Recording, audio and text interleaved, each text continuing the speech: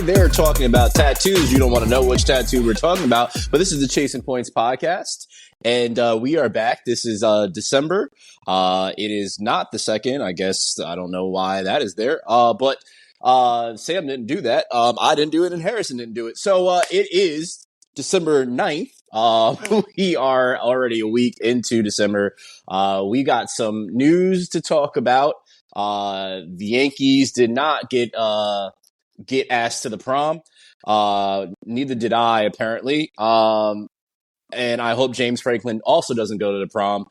We also have a lot of football to talk about, our dubs, our L's, Harrison's not so good list, my kind of good list, and a little basketball sprinkled in here with a couple of do you care? So, gentlemen, do you care how each other is feeling right now? I care how Sam's doing. Yeah. Yeah, I care about you guys. See, everybody that listened last week, he's back to being his normal self. So there you go. Harrison is back to just caring about Sam and not me. So Sam, how are you doing? Brandon, thanks so much for asking. I missed you guys last week. I was not on the podcast, held it down. Thanks for asking. How are you? I'm doing well, Sam. I think he was talking to me. It's great to have you back. I'm so glad to have a co-host back that actually asked me a question and really cares about it. Unlike this turd nugget above you on my screen, that is this milk dug ass face person named Harrison, that doesn't care to ask me. So thank you, Sam. I appreciate you. About catching strays. So let's just jump right into this. Because anything happened in sports over the last 24 hours? Yeah, I mean, it doesn't matter how that other person's doing, but yeah, it matters how we're feeling right now, Sam. It is all about Juan Soto. Sam decided to send a melting emoji face to us in the group chat last night, and I didn't know what it meant at first. No context. And then I got a text from Brendan, and he said Juan Soto to the Mets, and I said, "Get the out of here." And I looked and I saw it, and it was real. And kick rocks, Juan Soto. I broke news to you. You're the one that's always I normally, but sending you broke that out to me. The notification. Yeah, look at that. You broke that to me, and I literally stopped everything I was doing. I would think I was in the middle of watching. That was during the Broncos Rams game, or no, Sunday night. It was the Chiefs game, right? Yeah. Mm-hmm. So let's just break it down real quick, and then I'll ask you guys what you think of it. So Juan Soto signed with the Mets for 15 years, $765 million. The deal could go up to $800 million by the end of the deal. The Yankees offered him $760 million for 16 years. What are your thoughts on his choice, and how do you feel, since you both are Yankee fans, that this did not happen? I know there's some discontent with the Yankee front office and management and all of this throughout the last couple of years, and especially in October. You can't fault the Yankees here. Nope. They offered this dude $750 million, and the rumors were he wanted to be a Met. And you were like, whatever, and the things that we thought we valued, or the Yankees maybe thought they valued, it's not even like they offered him less because they're the Yankees and you have Judge and Monument Park and all of this stuff. Like, the money is comparable here. It just, the reports Steve Cohen was going to do what he wanted to do, and essentially Soto can opt out in 5 years and then get paid an extra $5 million a year, going up to $800 million. If that's what's Juan Soto's interested in, like, enjoy, bud. Like, have fun. I think what we do next with this money is what's important. And just in general, $50 million for one player is a lot, the way baseball's currently set up. But there's a lot of holes on this roster. Would I like Juan Soto on this team? Absolutely. I thought it brought an entirely different dynamic. Yeah. It was very like Nick Swisher, like it was just like, but he's a Hall of Fame talent at 26 years old. Him and Verdugo together. Yeah, for sure. Yeah, totally. Like, so I'm just trying to look at the optimistic view. And I think we all kind of share this view. I mean, we defensively and on the base paths, lost a World Series, and there's a lot of holes that need to be filled. third base or second base, depending what you do with Jazz. We need a lefty power hitter. We need a corner outfielder. Need a first baseman. Need a brand new bullpen. So there's a lot going on. So I think this sucks. Congrats. I know there's a lot of Mets fans that are happy. This is ridiculous amount of money.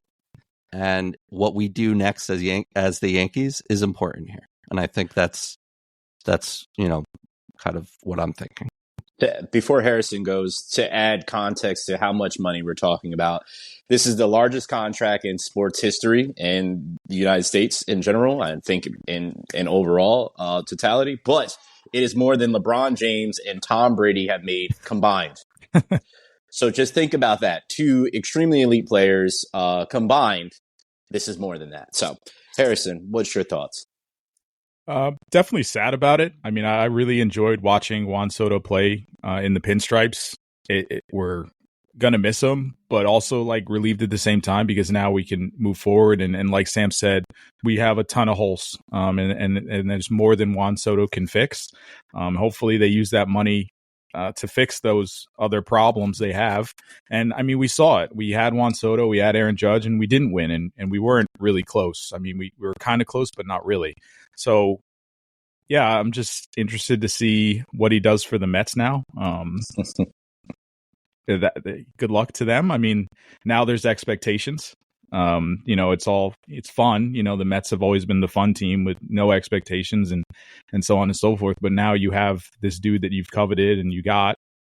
So now the expectations are much higher for them. So, yeah, I'm disappointed for sure. I really did really like watching Juan Soto. I watch him much less. I don't watch a lot of Mets games. So, yeah, I'm just disappointed about it. Yeah, and the Mets too. They have a lot of holes here they need to fill, and a lot with the rotation. And I'm not bitter any of that, but we've seen this Mets front office spend dumb amount of money a couple years ago, and most of those guys aren't even on the team. They had to pay to get rid of them in Scherzer and Verlander. So it's and we lived through this in our college years. The mid 2000 Yankees were spending stupid money at the time, and it didn't equate in anything. I mean, we made a couple World Series, but didn't win it, and for the most part, we lost to the Angels or the Tigers every postseason. So, again, who you get with this money is important. And the right kind of players. I'd love, Christian Walker, Pete Alonso, Teoscar Hernandez, Santander. I hate that I'm even saying this, but even like Alex Bregman, just to shore up the things that we're not good at. Hopefully Martian takes a step forward. Caleb Durbin is our third baseman future here. And we again, revamp this bullpen. But again, it sucks, but just because you have the money doesn't necessarily mean it's the right investment. The Rays make the postseason every year, and they can't even they can't afford anybody. So, all right, you done now? So I can talk. I'm done. Thank you. I'm done. All right. Number one. Thanks for letting me finish. No problem. I appreciate you, man. I wanted to give you your time and your space. Now that Sam's taking all my talking points, I'm just going to say, fuck Juan Soto. No, realistically speaking, one of my buddies said something to me as a Giants fan. He said, this is exactly what I feel. He asked me how I felt about Juan Soto not coming to the Yankees. And I said, well, now they can actually fill the holes, as Sam and Harrison have mentioned. And he said, this is exactly how I felt about the Saquon issue. I said, if they fill the holes, then I'll feel perfectly fine. If they don't take the time to actually do that, then I'm going to feel defeated because it's again, as Sam highlighted, it's not the Yankees' fault. They put forth the money. They definitely went out there. Hal went and tried to spend, which we've been asking for so long. So Yankees fans, you can stop talking about Hal now because he actually went and put the money up for a person that you want. Soto just decided to go somewhere else. We're not talking deferred money either, right? Like this is like yeah, in hand, straight up. He chose to go to the other team across town, And as Harrison said, it's been all fun and games. So now you guys got to prove it. You have all this money and you're doing that. I remember at a point in time when we were growing up, when the Yankees were considered to be the evil empire, and everybody was talking hella shit about the Yankees spending a whole bunch of money and saying, well, they only win World Series because they spend all this money. I've watched the Dodgers spend more money than the Yankees. I've watched the Mets now spend more money than the Yankees. And so I don't want to hear that shit from anybody else about the Yankees ever again. I do love the direction, and Sam knows very, very well, even prior to Harrison being on the podcast, how much I talked and loved how the Yankees are building up their farm system and actually working through that and bringing up the young pups and doing that. I love that. But go get a Max Fried. I know you're battling with your rivals, the Red Sox, right now. Go get him. Make sure you say, you know what, we're not losing anybody else that we want to get now. We got the money. We can put this around. Do what we have to do. Make sure that the Martian's playing out there. Tell me what you're doing with Spencer Jones so I know what's going on there. Like, let us know what's going on. Are you trading for Bellinger or not? Like, there's so many things that I want to see the Yankees do now that Soto is not on the table. Yes, would I have enjoyed him being on the team just for his bat and offense alone? Yes. But I'm also okay with him not being there because his defense is not stellar defense. If you paid attention to Juan Soto, he is not a great outfielder. Let's just keep it a whole buck.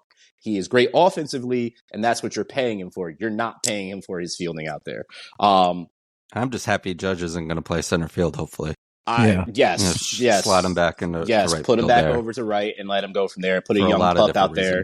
Yep. Put a young pup out there. Let them do what they have to do. So, I mean, all in all, to kind of sum this up, I will be happy if they get all the pieces that we're talking about to fill these holes to make them a contender even without that. And it essentially will leave more space to do that. Judge's window is closing. He's not young. You know what I mean? Like, that's the other thing about Soto. He's 26, right? Just turned 26, yeah. Judge is 32, 33? Yeah, around there. So I mean, his window is closing. Garrett Cole is almost essentially out the league at this point.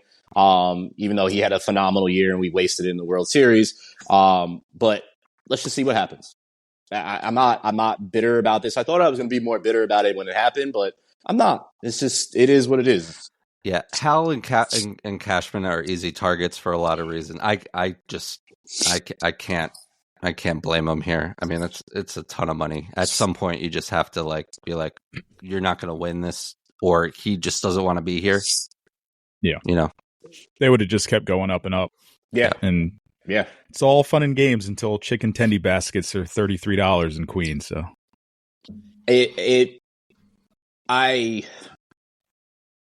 I pray for Mets fans because I have some friends that are real loyal Mets fans and they've been waiting for a moment like this. I pray for them that Juan Soto doesn't start to decline halfway through this contract, because that's a big thing to think about too. I don't think he will, but I would hate for that to happen. It's an inevitable thing. I mean, even like Miggy Cabrera, Mike Trout, the beginning of those contracts look great. I mean, Miguel Cabrera fell off a cliff, and he's a first ballot Hall of Famer and won a handful of MVPs. And if it wasn't for Trout, probably win a couple more. But that got ugly really fast. Mm-hmm. So yeah, that's the risk you're basically paying. You know, you're giving him a 15-year deal and hoping that he's good for 8 of them. Yeah. We'll see worth what the happens. risk. I would have taken the risk. Yeah. No, totally. Yeah, we were totally all would for too. it. We were all for it. Yeah. To say that you weren't for it. Yeah, no, definitely not. I No. mean, I'm also very happy that our chicken tendy prices aren't going to go up. So that's a dub for us. So let's just get into dubs. They'll always go up. They will always go up. That Judge burger is still expensive. Dubs, since we were talking about dubs, mine is Josh Allen, and apparently I got fact checked by Sam on this by Auto. That was me. Oh, that was Harrison. Oh, Yeah, Sam, I apologize to you. Thanks, to you. bro. Thanks, bro. I apologize, brother. I got auto checked or fact checked by the guy that doesn't even ask me about my goddamn feelings and how I'm feeling with Auto goddamn Graham. Pre Super Bowl, pre NFL merger. You brought this in here, but I just wanted to make sure you had the facts. Yeah, thank you. You fact checked them with pre-merger data. Like, what is? I don't even know what you guys are talking about. Oh my god! Well, I'll tell you what I'm talking about, Sam. Last night, which was a stat, Josh Allen for the first time ever was the first person to throw 3 touchdowns and rush for 3 touchdowns in the same game. So that's what we're talking about, Sam. So I'll give you some more stats since somebody fact checked me. Allen finished the day 22 for 37. Did you fact check that? In the air for 342 passing yards and 3 passing touchdowns. Did you fact check that? All Kiss those things are correct. So yeah, no, I wasn't necessarily fact checking you. Like the NFL accounts tweeted that out. They did. And it's just not correct. It is. They probably don't count prehistoric times where the T-Rexes are walking the land. Forward pass was invented at the time, right? Yeah, I think maybe. Who knows? Maybe. Guys weren't even throwing alley-oops in basketball at that time. It's crazy. But yeah, that's what Josh Allen did, and they still lost to the Rams. It was a phenomenal game. What a shootout it was. I don't know if you guys watched that whole game in its entirety, but amazing. So shout outs to Josh Allen, who might have just sealed the deal for the MVP. He was the front runner. I know I want Saquon to win very, very badly, and I think the only way that he'll win is if he actually breaks Eric Dickerson's record, and that's it. But shout out to Josh Allen. Shout out Otto Graham. No, shout out to Otto Graham. Sam Otto Graham threw for 342 passing yards or whatever. We need footage of this. If we don't have footage of it, it didn't exist. Sam, you have the Rams. Awesome game. I think it was the highest scoring game of the year. Combined. I don't remember what the score was, but a lot of back and forth, a lot of fun. I have the Bills as a loser. I could just cross that now. You can't lose a game like this. It's nice that both of these teams can score. You need to be able to stop them. I'd be afraid of both of these offenses in the playoffs. But yeah, and since I think the Rams started 1-4 or 1-5, somewhere around that, and since Puka came back, he got hurt in the first game. I think they've only lost a game or two, and they've played really well. And you see what this team can do when they're healthy and playing right. Again, the defense is an issue here, but I think a big game for the Rams here and for the Bills. Now, the Chiefs win. Now the Bills are, 2 games out of getting that bye. Whether, I think the NFL world has mixed opinions on this Chiefs team. And I know we've been saying a lot of that throughout the year, but, at the moment they have home field advantage, and it's probably be a hard thing for the Bills to try and snatch back. So big win for the Rams here. Love that. Harrison, you have the Seahawks that beat a particular team. I do. More so just the run they've been on. Four wins in a row. They're top of the NFC West now by a game over the Rams. Yesterday's game between the Cardinals and the Seahawks was for first place, but the Seahawks pulled it out. They're playing great football defensively. They are getting after the quarterback a lot and causing a lot of issues for the other quarterback. Their rushing attack made a return yesterday without Kenneth Walker. Zach Charbonnet came in and ran all over the Cardinals. You got JSN catching passes back there. DK Metcalf's been kind of absent, but Decaf, I like that. Decaf. He's Decaf Metcalf right now. He is. But yeah, Geno's making the right throws, playing within himself, not costing them games, staying clear of interceptions, and they're rolling right now. They do have a tough schedule coming in, but hey, top of the NFC West for now, so good for them. Respect that. I also respect what they did, but we'll get into that soon. Shout out to Sam Darnold, who is my other dub, who I've championed for quite some time and is honestly my favorite UFC quarterback, which is why I've been championing him for so long now.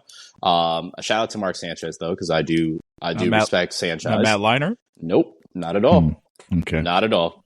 I hated them. I hated USC then.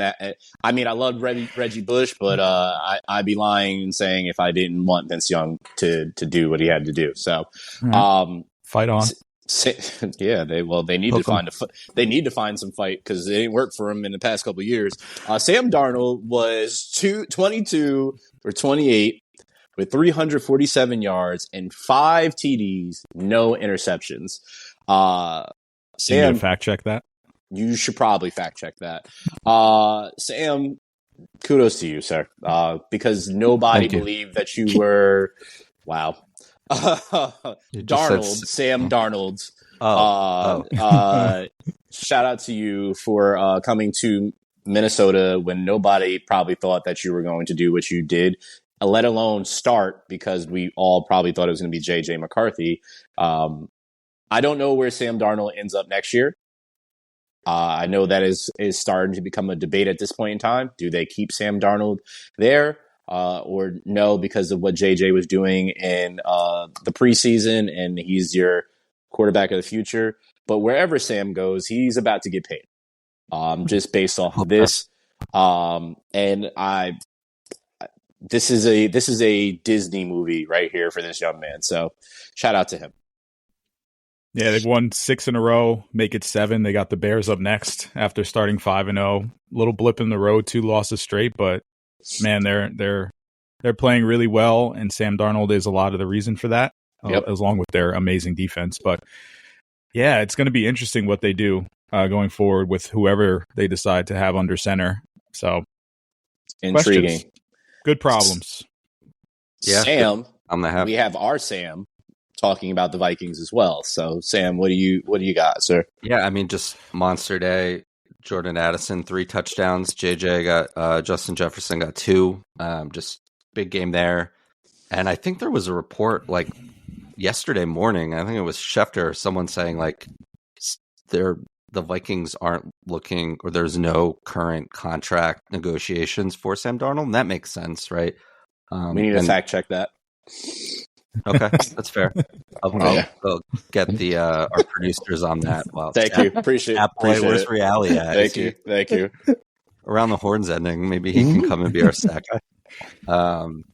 Yeah, no, just a big game. Packers lost, division game to the Lions on Thursday night. So, keeping up with the pace here. Just a big win for Minnesota, and just a really well-coached team and scheme. And yeah, Sam Darnold's a completely different Sam Darnold than we're seeing. And it's kind of like the to your point, Hayes, like the true outcome, like the best outcome, what we saw, those moments that we saw, and what made us so excited about, him coming into the league. So glad it's worked out for him.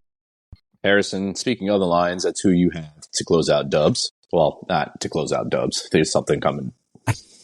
Yeah, 11 wins in a row for the Lions. I wanted to pick against them so badly. I thought the Packers were going to get them, but I just couldn't pick against the Lions because of what they've been doing. But to do it with 15 defensive players on IR, they are completely ravaged on the defensive side of the ball, but they're still getting it done. And only, kudos goes to Dan Campbell for putting the scheme together and putting the backups, or whoever that may be, the backups in the right place at this point in time. But yeah, they've looked shakier over the last couple weeks, but they still are finding ways to win. And that's just a mark of a really, really great team. And yeah, let's go Lions. Don't you dare. Don't you fucking dare. Don't you dare.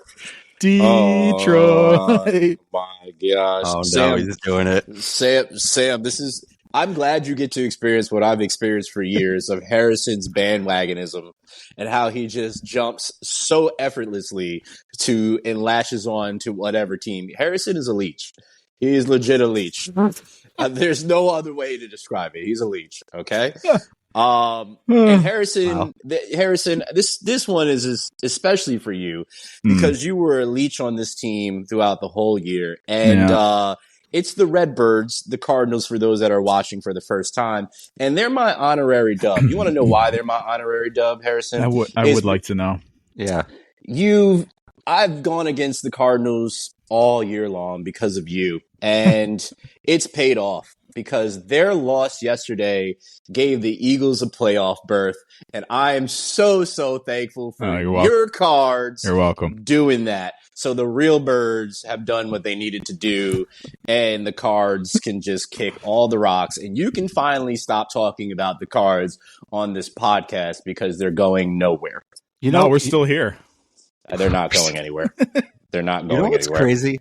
If Hayes, you would be insufferable if you picked the 4-win cards from last year to make the playoffs, and they were playing above average. And I don't know how many wins they have, but they have more than 4 wins already. I mean, they got played 6 beyond our expectations. I just think this whole thing is just hilarious, because who would actually think the Cardinals would be doing what they're doing, let alone yeah. Thanks for making this even more insufferable, Harrison, by giving him a playoff berth now. So Yep, thank you. Appreciate that. and play feel each like- other. At least there's that for Brandon. I feel like they would have got it anyway without my team's help, but They would have. Okay. They would have, but I just wanted to highlight that. But what you also are going to highlight right now is how your team is an L for you. So why are they an L? I'm just sad. Just a sad day. I really latched onto this team, and partially it was essentially a joke to start, but I have really enjoyed watching them. And it's kind of, yes, no one picked in us, no one believed in this type of thing, but I really do enjoy watching Kyler play. I really love Trey McBride, Marvin Harrison. They've got a lot of players that I really enjoy watching. Yeah. So I do find myself, when I'm watching them, getting frustrated by what they're doing. And I guess that's the mark of me caring about a certain team here and there. But yeah, just another loss to the Seahawks. That's, the Seahawks swept the season series. We're not dead yet, though. There's still hope. Patriots up next, then the Panthers, and then Rams and 49ers to finish. So it's all in front of us. It's all in front of the Redbirds. Although they took the L yesterday, they could still do it, and I still believe. Okay. That's cool. That's Hayes, cool. how much of this is Jonathan Gannon? Yeah. You hating Jonathan Gannon, which is, No, it's just me. It's just me. Is it It's a Harrison, combination. It's a combination of Harrison and Jonathan Gannon. So Okay. it's a 50-50 right there. I heard some crazy stat going into the game that the Cardinals over the last 4 or 5 games lead the NFL in sacks, and that includes a bye. That's not surprising. Jonathan Gannon, Yeah. he's a mastermind when it comes to their defensive line. It was surprising. That's not surprising to me, but it's everybody behind the defensive line that once it starts to get shaky there. And if he doesn't have a solid linebackers, I mean, he has what's his name back there? That is older than Buda Baker. That's older than dirt. But he's still doing his damn thing. So I mean, you need support behind that D line, because if they had that support, this would be a completely different season for that defense. I think it's a catch-22. I mean, the personnel is not there behind that line, so they have to sell out. And that's why even earlier in the year, I was like, the defense is still bad. It still was not good. And they still can't come up with a stop when they need it, because they're behind the 8 ball and rushing the passer, while if you can do it effectively is great, but opens up so many other holes in the defense. But those holes are already there. So if they sat back and didn't do that, it still wouldn't get a stop. So the defense needs work. The offense is good. It's going to get there. Kyler needs to stop throwing stupid interceptions, which he's prone to do. But I don't know, man. I do like this team. I'm sticking with them for a little bit, because I enjoy watching them build. And like Sam said, they were a 4-win team last year. They were atrocious. And to see them kind of make that jump and put themselves in the conversation for the NFC West, and probably out the window now, but still in the conversation, it's fun to see, and it's fun to be kind of rooting that on, in a sense, even though, I pick and choose teams yearly. Yes. And weekly, monthly, daily. It's got to be better than rooting for the Jets, but Well, I'll let you two speak on that. Speaking of the Jets, a team that has taken the Jets out early and everybody else in the division out early is Sam's L, which is the Bills. Yeah, I mean, I kind of touched on it. Hell of a performance from Josh Allen, and MVP. I think he's strung together a couple big MVP performances over the last couple weeks, and he's playing out of his mind. And I think Sean McVay called him an alien, in the nicest way. But don't really want to harp on it too much. Got to win that game. You got to win that game, especially the way you're playing there. And again, it's the NFL, and crazy things happen. And it was a hell of a game to watch, but gotta come away with that with a W. But you know what wasn't a hell of a game to watch is the Saints against the Giants. And I did not watch a second. Actually, I lied. I watched the key part, which is a pure representation of the Giants' whole season, which is kicking a field goal to potentially tie the game and continue to move it forward, and absolutely botch the kick. The year of the kicker, as I've mentioned to these two gentlemen prior to this podcast, continues to get worse and worse and worse. The Giants just suck. Like, it's just really, really bad to watch. And I feel bad for Malik Neighbors. I feel bad for a couple other players on that team, but good Lord. My favorite was they flew the sign over MetLife. It said, "Mr. Mara, please fix this dumpster fire." And they asked Neighbors about it after the game. He said, "I didn't buy the plane."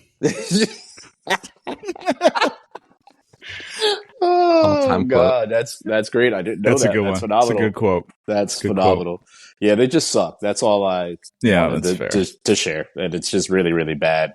And we can stop Fox. I know you have this deal to put them on locally, especially for people in the tri-state. Please stop subjecting us to the Jets and the Giants. Put something else on.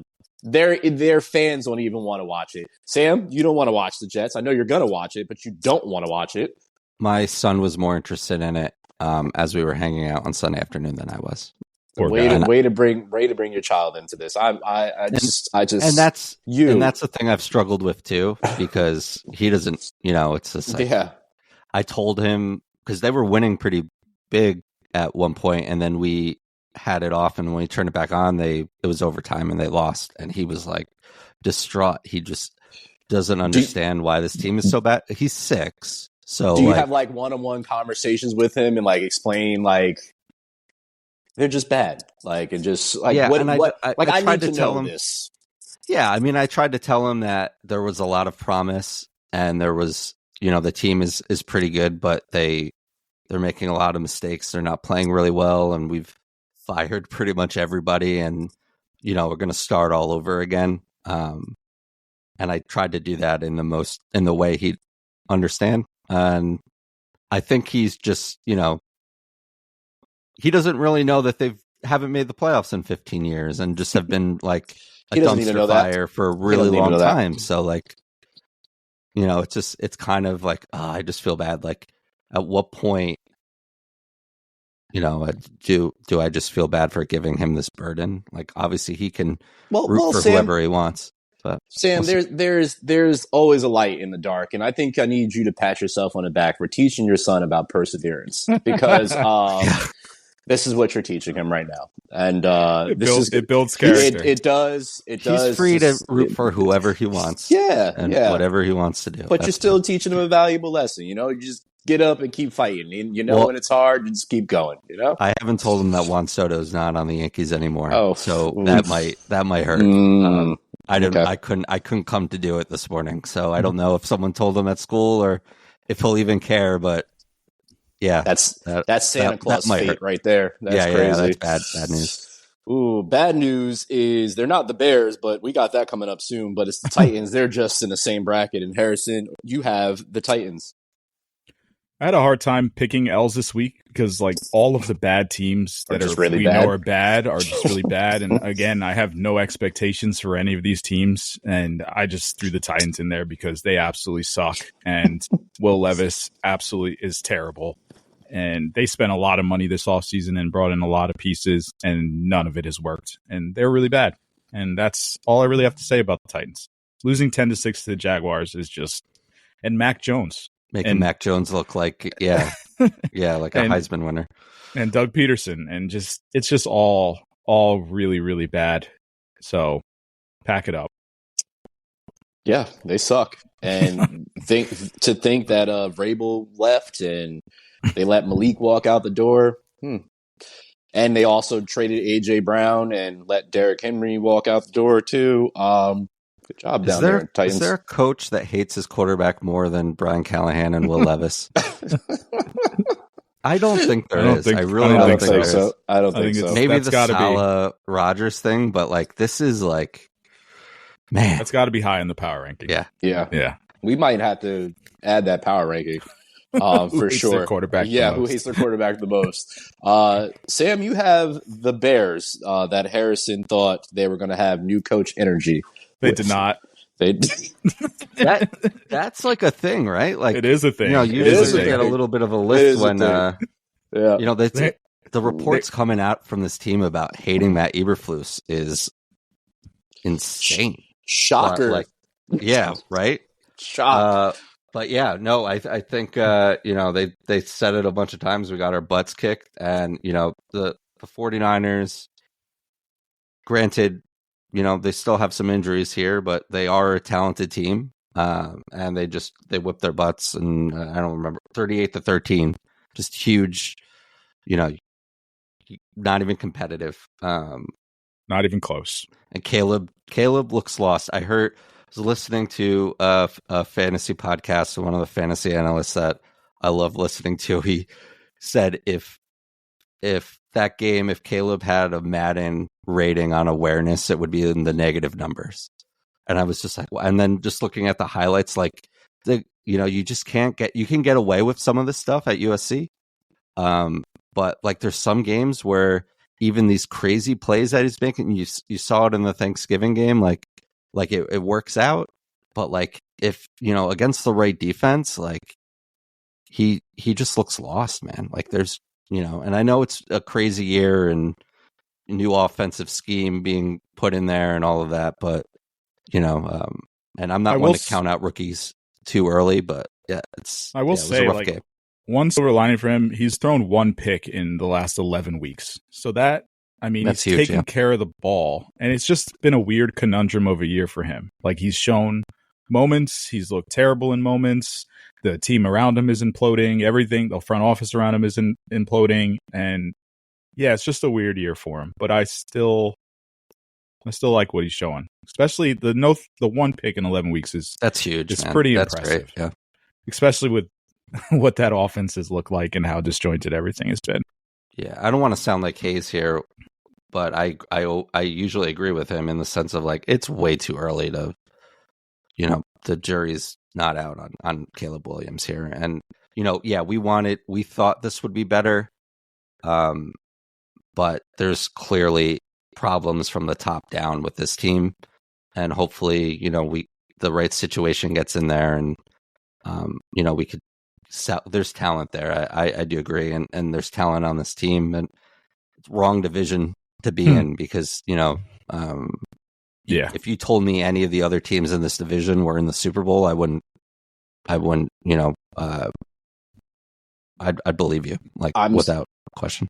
I'm still in the boat of what I said prior to him being drafted and entering the NFL, of that I don't believe he's going to be this mega star that everybody believed him to be. Do I believe he has all the talent?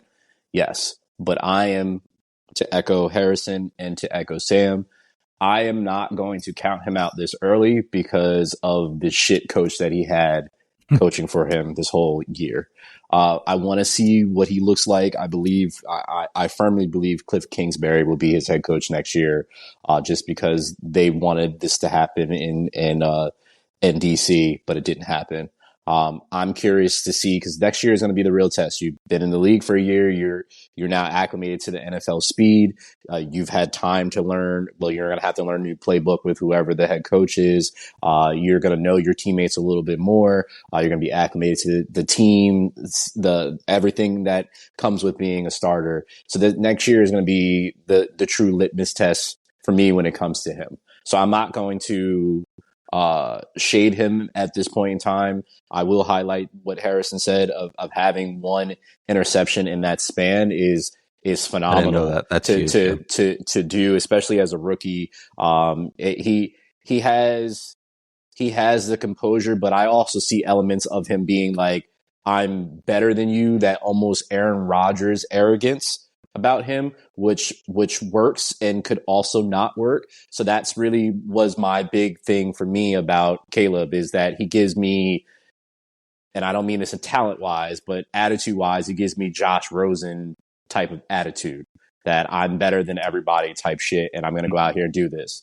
And that scares me about him, because I know he's also a young man on top of that too. So again, I'm not going to press this because he is young. He has time to mature. This league will humble you and make you look at things differently. So Caleb, keep doing what you do this year. Next year, I really want to see what you do. And then I'll be extremely critical of him at that point next year. But this year, I just believe it's just a wash. It's not fair that he's had, like I said, a shit head coach. So, I think Josh Rosen's a little tough, but it's just mentality. There's just certain vibes that people give me, and it's just like, you think you're too good for this type thing, and it's just like, that doesn't necessarily pan out, especially in the league. But again, he's young, and I don't believe I believe Josh Rosen was extremely entitled. He's the far end of the spectrum. Absolutely. But I think he also needs that too.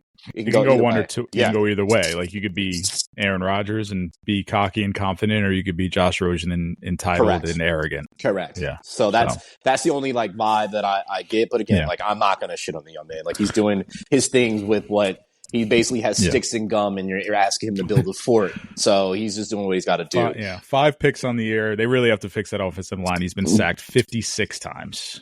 It's a lot. You would think the Bears would fix that offensive line, since that was a problem way before he was even there. It's been 15 years. Yeah, it's bad. It's really bad. You know what's also bad, gentlemen? Kirk Cousins. He's been very, very bad this year. And he's had a terrible stretch of games. And somehow, some way, the Falcons are still leading the South at this point in time. No, they're not. Buccaneers are. Are they now? Are they officially now? Bucks are you sure? Bucks are 7-6. Atlanta's 6-7. Okay. Yeah. Bucks took it over. Yeah. Okay. Walked in the trap, took over the trap.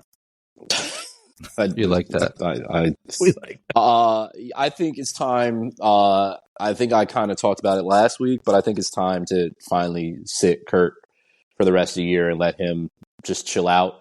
I know it's going to be hard to do that because they're still in contention to take the division, but I do not trust Kurt. And if they're going to make the playoffs, they're going to be one and done in that wild card if he's that guy. And so he has a chance to somehow turn it around, but he don't look good. He don't look good at all. Yeah, we talked about it last week. It's something is off, or he's just not healthy, and they're going to have questions about what they do going forward with him, and maybe trying to move off that and turn to Michael Penix. But yeah, they're one game out. They have a really easy slate left. They have Raiders, Giants, Commanders, and Panthers. So you win 3 or 4, and then Commanders game is kind of a toss-up. You win the next 4, and then you're in a whole different boat. But yeah, they got to turn it around quickly. So I wouldn't move. I don't think I'd move off them yet, just because of the upcoming opponents. But yeah, it's not the answer anyway. Like, they're still, even if they do make the playoffs, I agree with you. I think I'd pick anyone against them in the wild card. I'd love to see them. Whatever team I am, I'd love to see them in the playoffs. Agreed. Before we go ahead, Sam. Go ahead. I was just going to say Bucks schedules: Chargers, Cowboys, Panthers, Saints. So a little easier. Tougher. Yeah. Or I guess it depends. I mean, I think the Chargers are obviously tough, but Cowboys, Panthers, Saints. Yeah. So basically the same. You should win. Both those teams should win 3 out of 4. Right. But then, if the Falcons don't win 4 out of 4, they're outside. Well, I'm gonna do something here because this is another honorary dub here, and it's not on here because I wanted this to be a little sneak attack. And Harrison fell right into this spider web because he's defecated on the Panthers twice during this podcast, and he's talking about this short king as if he hasn't been balling. So I'm going to give this honorary dub to Bryce Young, the guy that Harrison absolutely demolished. I apologize. He's walked it back a little bit, but he still did what he did. Bryce I apologize Young, to the entire state. You hold your horses, sir. Bryce Young had a passer rating for the last 3 games. He's 82.2 with 752 yards, 3 touchdowns, and 1 interception. So Bryce Young, young man, you do your thing, because against the Chiefs, they almost won. Against the Bucks, they almost won. And against my Eagles, they almost won. So you saying that the Bucks and you saying that the Falcons are just going to get a dub on them when they almost beat two of the best teams in the league, watch out. Just watch. Just watch. Hell yeah, Bryce Young. I know we're talking about the growth and improvement of Bryce Young and not the success of the Panthers, because you would think those are mutually exclusive, but like they're not. Close. What did they say? Like close, like horseshoes and hand grenades. Like it's like the Panthers have lost 3 in a row. So he's playing. Yeah, he's playing well. He's playing better. They technically left money on the table. They should have beat the Eagles yesterday. Flat out. They should have beat the Eagles yesterday. And the Eagles, I hope that's a wake-up call for them. Which is why my power rankings changed a little bit. And we'll get right into that. So at 5, still Chiefs, 4 Steelers, 3 Bills, 2 this week. It's the Eagles because they walked into that trap game and almost lost it and should have lost the game. And the Lions at 1, highlighting what Harrison said with being down 15 defensive players, going out and picking people up off the street that are sitting on their couch, probably playing flag football or just coaching at some high school, and putting them out on the field and still being productive. The Lions continue to do what they have to do. And I honestly am going to tell everybody that's listening that I am probably going to flip-flop between these two for the rest of the year, depending on where it goes. The Lions have a big game coming up this week, which we'll talk about very, very shortly, against the Bills. So that could change again. The Bills could leapfrog and do a little something there, but we'll see. The Bills, I almost dropped the Bills behind the Steelers for losing to the Rams, but that was just a shootout and nobody was playing defense at all. So that is my power rankings this week. Gentlemen, do you have any thoughts before we get to Harrison's power list rankings? No notes, 10 out of 10. Okay, I appreciate you for that. That's the nicest thing you've said to me this whole podcast. Harrison, your power list rankings. What do you got? Thanks. I really don't want to do these anymore. That's fine. You don't have to. You don't have to. I'll go quick. The people want them. Panthers are in here. They've played better. They probably shouldn't be. The Jets should be in here, but because the Titans crack in, the Jets get bounced out. Yada yada yada. But I can't forgive past sins. So the Panthers are still minus 155 point differential.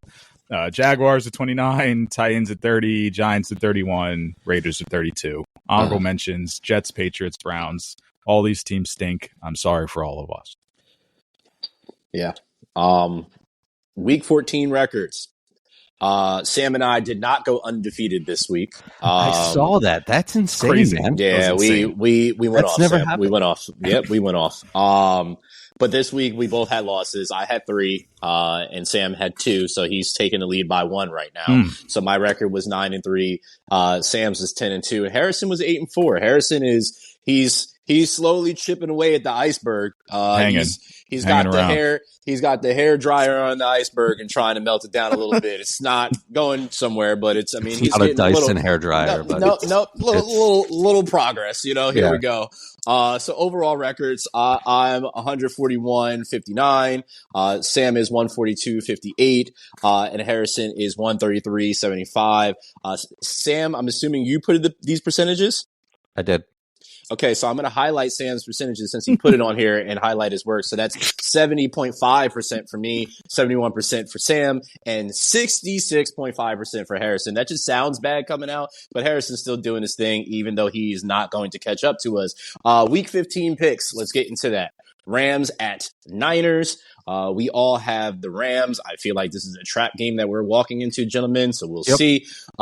Chiefs at Browns. We all have the Chiefs, even though they continue to play sketchy. I have a funny feeling that Jameis might somehow, some way will them to win, and after he has an epic speech, but we'll see. Commanders at Saints. We all have the Commanders. Bengals at Titans. Of course, we picked the Titans. You will be smoking if you think we picked the Titans. It's the Bengals. Dolphins at I can't Texans. quit the Bengals. Wow. Dolphins at Texans. I have Dolphins. Harrison has the Texans. I'm sure he picked this because he is trying to pick up ground. And Sam also has the Dolphins. Harrison, why'd you pick the Texans? I think the Texans are just better. Wow. Okay. That's all. Okay. I like the Texans too, and they've had some rough losses that we've highlighted throughout the year. I don't know. Sure. It should be a tough game. I'm going with Papa Hayes' team here. There you go. He'll enjoy that. He definitely made sure he texted me yesterday and said that we both had very close wins yesterday. He's right. Just show me something. Thank Texans. your dad for me, by the way, because Yeah. Texans are Gotcha. Texans are playoff. They're leading the AFC South. Like, you're supposed to be good. Like, show me something. They are supposed to be good. They're supposed to be good. But this is also CJ took the lead by storm last year, and there was very small footage on him, film on him. This year they had film on him, and it's a little bit different for him this year. So I'm sure he'll have a bounce back. I don't want to say it like they're done because they're not. You just highlighted that they're not. But I'm sure he's going to have a higher performance next year. Cowboys at Panthers. I have the Cowboys. Sam has the Cowboys. Harrison has the Panthers. Why? Bryce Young, baby, let's get it. You can't. I mean, to be fair, Harrison went after Bryce Young and redacted it, and then and now he's picking him. So you know, here we are. It's I got comedy. your back, Harrison. It's some comedy. I ride for my guys. Yeah. If you ride for your guys, listen, ladies and gentlemen, I don't want Harrison riding for me because the way that he rode for him in the beginning of the year and where he's at now, don't ride for me like that. Hey man, you get new information, you can change your mind. You get new information, sure. Thank you. Did you guys get any new information on the Jets Jags? Because I wish we didn't have to pick them, but we picked. Well, Harrison and I picked the Jets, and Saracen. That's Sam and Harrison together. Sam picked the Jags. Why? I'm not picking the Jets to win for the rest of the year. You did say that. It's true. I did say that after He did. Joe Douglas was fired. I'm done. I don't fair. know what the rest of the schedule looks like. I know it should have been easier. Yeah. But the last couple weeks of just losing games. Hey, I'm gonna. I think I haven't hid this either. I at this point want us to lose. exactly. So you have no benefit. No reason. Yeah. Of being in the middle. You either need to be really good or really bad, and that's just how the league works. Like, there's no saving this team. Everyone's been fired. Everyone will be fired. Rodgers isn't coming back. Sadly, Woody Johnson doesn't look like he's going to Europe, so we're stuck with him. And that's it. So This game's going to be a bat off. Let's get it. Who could be worse? Mac Jones, Aaron Rodgers. Mac Jones revenge game. He knows this team. Is that game at 1:00? I'd assume so because it's in Jacksonville. Thank God for the NFL ticket. Patriots at Cardinals. I have the dead birds. Harrison has the Cardinals. Go Birds. And Sam has red birds. Red birdies. Birdies. I'm calling PETA. Okay, well, it's ridiculous. I didn't kill the birds; they killed themselves. That's ridiculous. They flew out in the middle of the highway. Sorry, that's their fault. Colts at Broncos. Broncos country. Let's ride. Bucks at Chargers. We all have go Chargers. Go. Bills at Lions. I have the Lions, but I hope the Bills win. Harrison has the Bills, and Sam has the Lions. I don't know. It's legit. This is one of those games. It's a toss up. This is one of those games that I would not bet if I was betting because you don't know who's going to win this game. Period. Oh, he does have boundaries, Harrison. Yeah, I do. You said it's a lie? No. This is good. Oh, okay. Thank you. I don't bet on games like that. I stay away. I also don't bet on my Eagles, but they're playing the Steelers, and we all have the Eagles. Harrison is continuously trying to put his Eagles hex, and it has not worked yet. But it might work this week. Sunday Night Football, Packers at Seahawks. Harris and I, we all have Packers. Monday Night Football, Bears at Vikings. We all have the Vikings. And Falcons at Raiders, a game that we do not need to have on TV.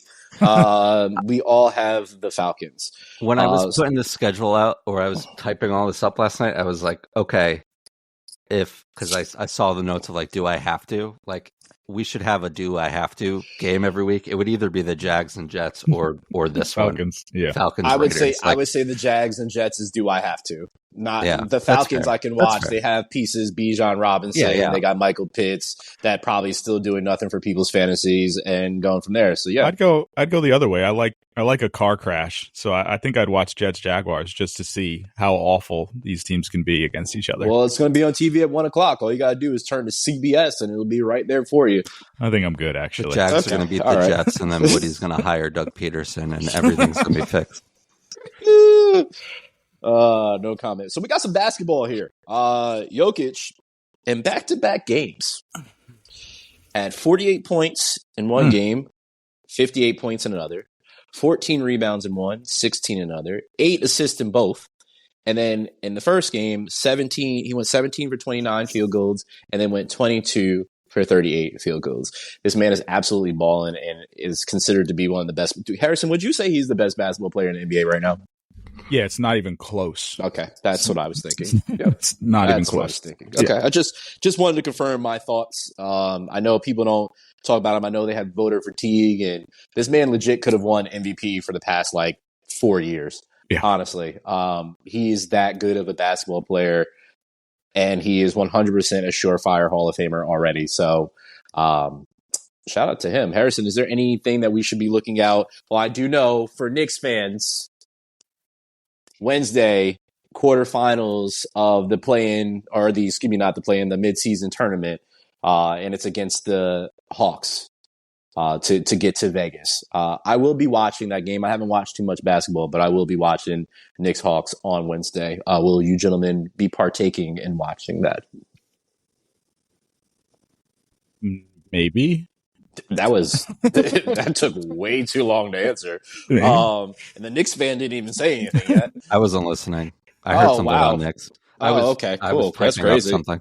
That's crazy. Go Knicks. Oh, all right. Well, there's that. Just college go football. goes back to Jokic real quick. Yeah. if you're like a non-Jokic, or I don't know why people wouldn't want to appreciate or watch Jokic, but just get over yourself. This guy is ridiculous. He processes the game at a higher level. He sees everything on the court 5 steps ahead of his opponents. He knows every play call that's coming, that the teams are running. He's just that guy. And he deserves the praise he's getting. And I think he's won 2. He should have won 3.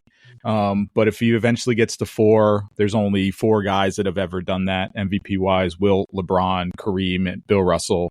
And MJ. So 5 guys. He would join just ridiculously elite company, which he deserves to be in. And watch Nikola Jokic. Just do it. It's a good time. Well said. Yeah. Well said. Thank you. What is going to be a good time is we finally have the college football playoff brackets announced. And I got to put on my glasses because this is so small. I feel old right now. This is so goddamn small. Fuck. It's a screenshot. Clip that. Jesus. Clip it. Jesus. I got to be out here. Got to be fucking out here. Got to put on my fucking spectacles for this. Got to put the explicit warning at the beginning of this podcast. You should, because I don't give a damn right now. It's a podcast. You're supposed to say what you want to say. Also, the top 4 teams that have won their conference: Oregon, Arizona State, Georgia, and Boise State. Then you have, in the first round, Ohio State against Tennessee. You have Texas against Clemson, Notre Dame against Indiana, Penn State, SMU against Penn State.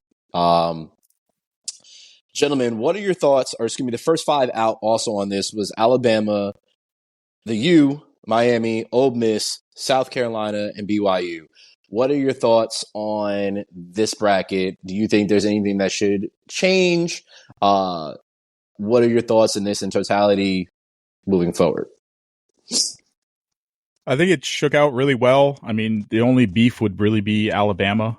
But they had 3 losses, and it's tough to put a 3-loss team in, and there's a lot of kind of conversation about strength of schedule and so on and so forth. But if you go the other way and don't reward the conference champion, then it also gets messy there. So I just love that we traded in the argument of who's going to be the 4th team to who's going to be the 12th, but that's just going to be the discourse every year. But I'm super excited for the college football playoff. I think the format is going to be awesome. They're going to go to 16 in no time because this is just going to make boatloads of money. And to have the first round games be hosted by, these sites like Ohio State, Texas, Notre Dame, and Penn State, like you don't get any better pageantry in college football than those four places. So really excited.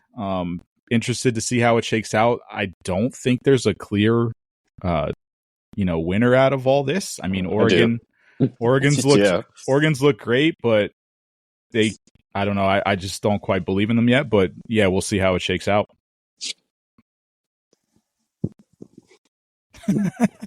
Dogs agree. To your point, Harrison, too, like a lot of discourse about like the 5 and 6, the bubble teams, if you will, in the past.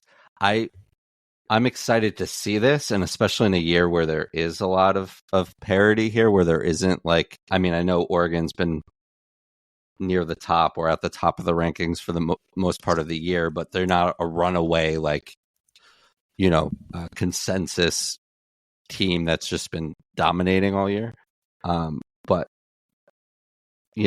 those 6-7 teams last year, like some of those games just like weren't great. And I feel like some of these games, even though I agree, they're going to add as many games as they can to make as much money and all of that. And it's great for football fans. I'm just a little like worried about, some of these matchups and some of these games. And, it's always a bummer, even in the playoff, the old format, some of these games aren't even close. Right.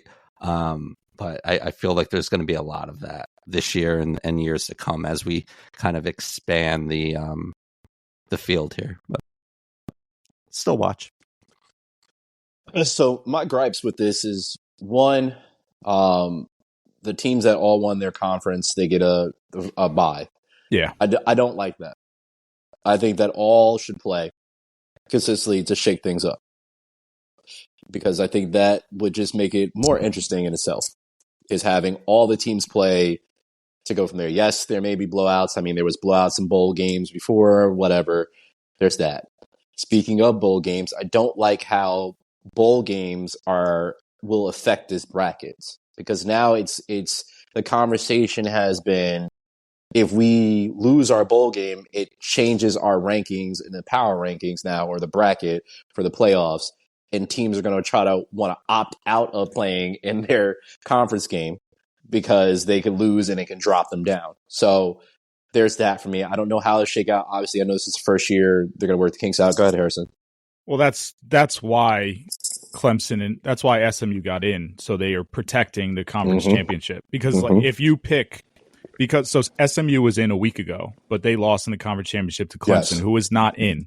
So if you bounce SMU for Alabama, who Alabama was sitting at home, but SMU took a loss, like a really tough loss, that was a great game. But if you bounce them, that does create that precedence where why would I even want to play in a conference championship game? Yeah. So I feel like they protected that this time around, in spite of Alabama, who is probably a better team than SMU. But, you got to play the games in front of you and win them. So I think they solve that issue, so to speak, for now, but we'll see how it goes. Thank you for that, and that does make perfect sense. I see that point of view. I'm a Penn State fan. For those that will see these clips, you're going to clearly see me wearing this. I don't think they should have been in the playoffs. I don't think they should be nearly ranked as high as they are, because they haven't beat anybody, period, that's worth of value throughout this whole season. And if you look at Bama's strength of schedule, yes, they have 3 losses, but you see who they play against.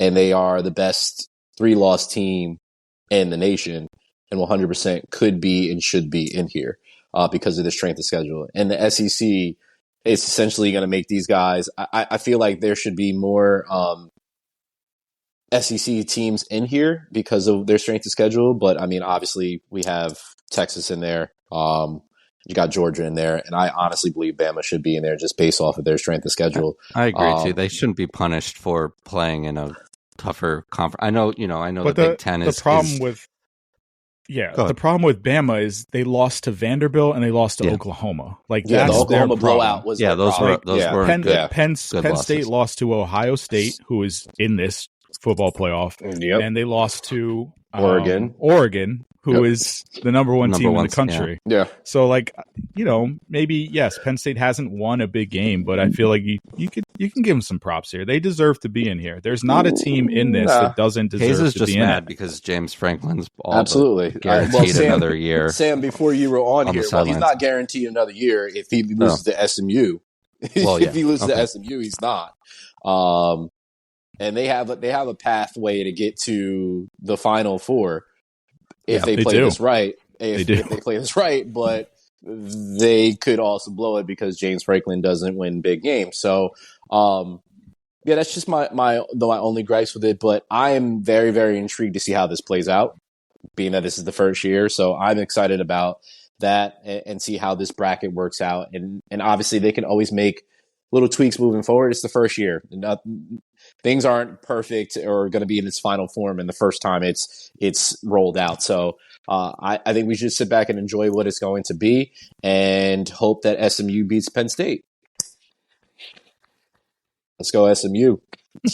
They're not firing him no matter what. Woo, let's go SMU. Yeah. That's all I got for that.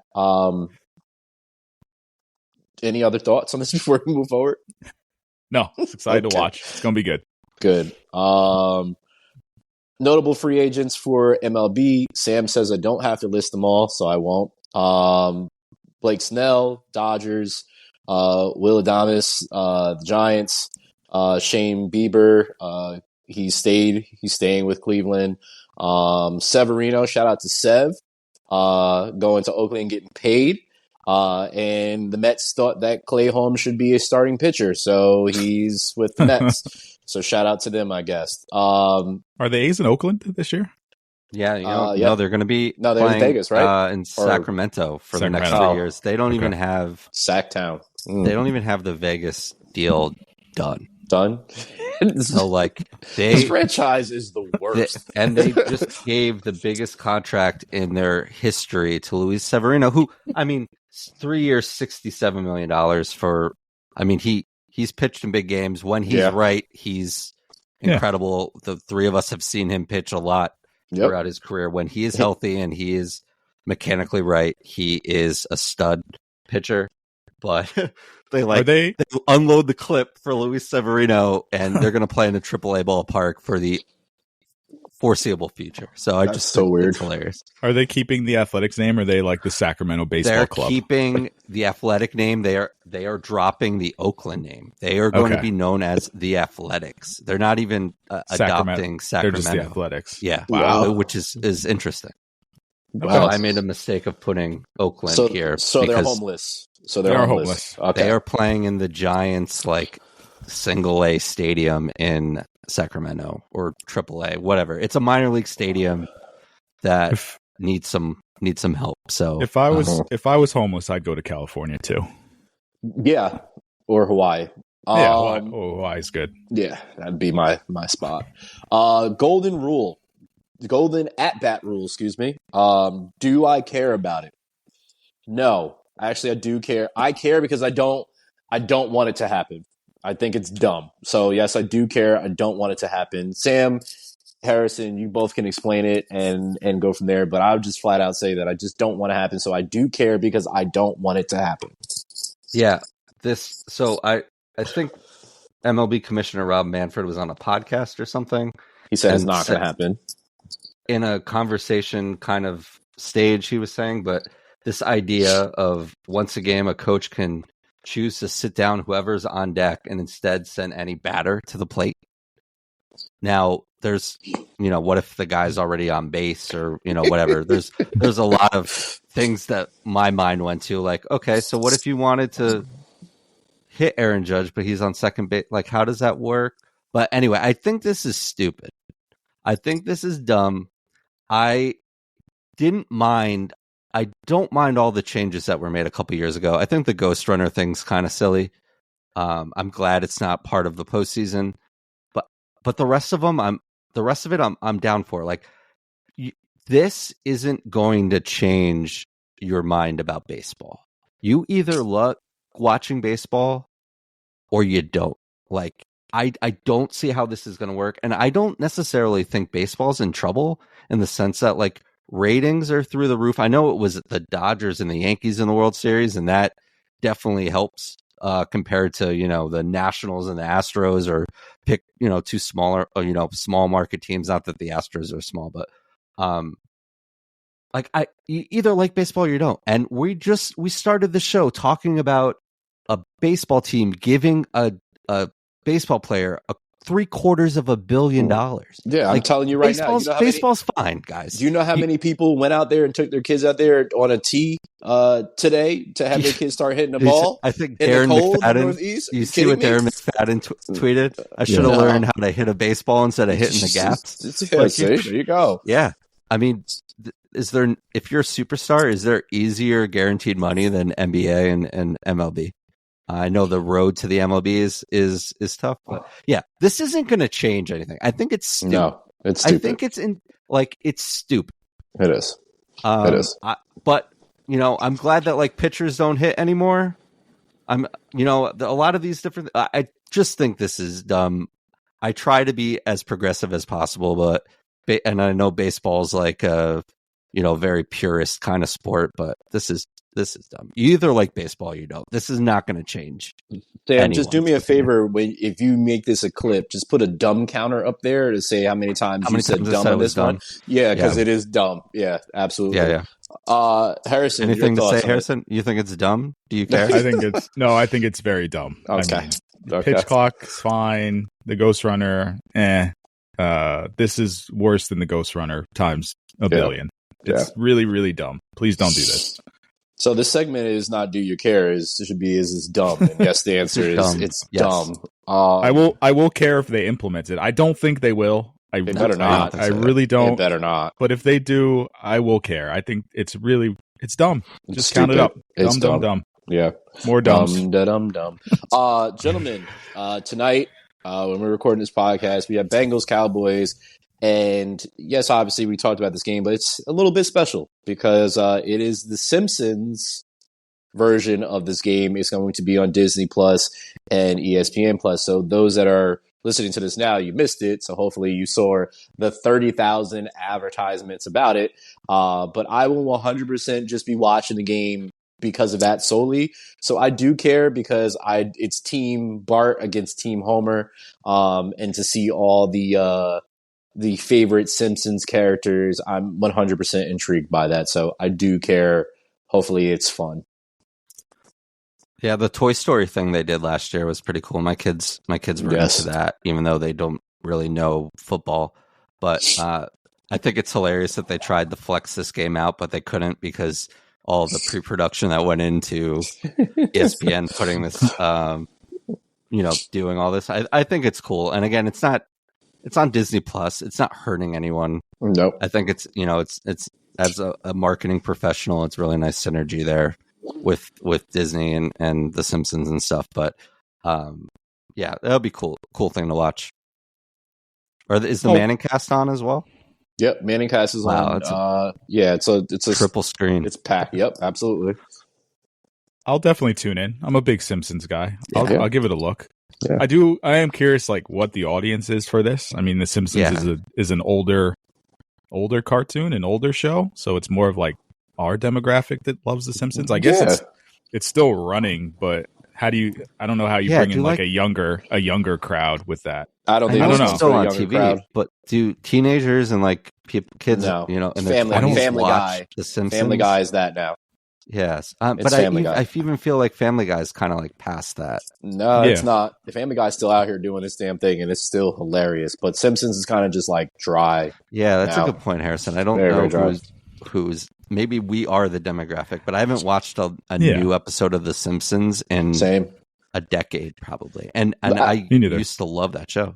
Yeah. We're the audience, and I'll tune in. Like I'll watch for 10 minutes, but like I don't know. Yeah, that would be my only question of like, who is this for? The last Simpsons episode that I watched was the Simpsons Family Guy crossover. So that's the reason why I watched the Simpsons. And outside of that, I haven't watched they did a crossover. Yeah, it's hilarious. Essentially, it's hilarious because basically Homer and Peter are the same exact person. Like all their characters are the same exact people. So they played off of that. So yeah, it's pretty cool with that. Gentlemen, we've spoke enough. I'm tired of seeing Harrison's face. Sam, your face is all right. Anything that we want to say before we get out of here? Go Birds. Okay, Sam, can you close this out, please? That's it. 155 in the books for Brandon and Harrison and Bryce Young, Tyler Murray, and all the short kings out there. Thanks for listening. Tell your friends. Follow us on Instagram. All of that stuff. Until next time, peace. Bye. Bryce.